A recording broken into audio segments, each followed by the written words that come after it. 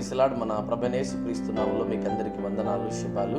ఈ దినానికి దేవుడు ఏర్పాటు చేయబడిన వాగ్దానము సామెతల గ్రంథము 10వ అధ్యాయము 6వ వచనం. నీతిమంతుని తల మీదికి ఆశీర్వాదము వచ్చును. ఇదోన్ బిడ్డలారా, దేవుని వాక్యం తెలియజేయబడతా ఉంది. నీతిమంతుని తల మీదికి ఆశీర్వాదాలు దేవుడు అనుగ్రహిస్తుంటున్నారు. చాలా మంది జీవితాల్లో ఆశీర్వాదములు కొదవై ఉన్నదని ఇదిగో చాలా మంది ప్రయాసపడుతున్నారు.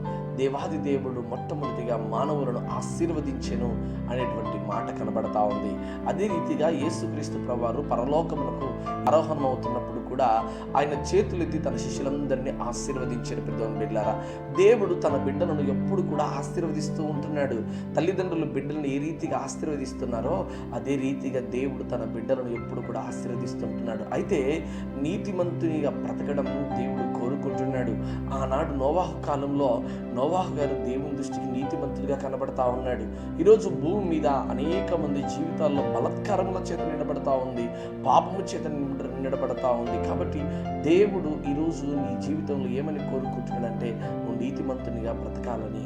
నీతిమంతునిగా నువ్వు బ్రతకగలిగితే దేవుడు నీ కొరకు బాధపడుతున్నాడండి. నీతిమంతుడు లేడు, ఒక్కడునూ లేడు.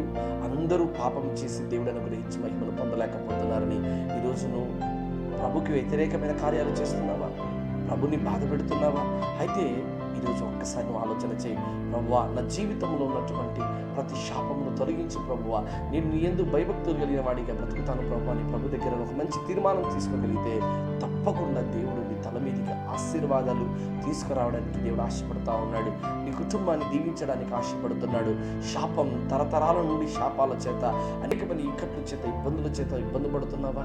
అయితే దేవుడు ఈ దినాన నీ జీవితంలో గొప్ప దీవెనలు దయచేయబోతున్నాడు. అటు దీవెన ఆశీర్వాదము దేవుడు ఈ దినాన నీకు దయచేయునుగాక.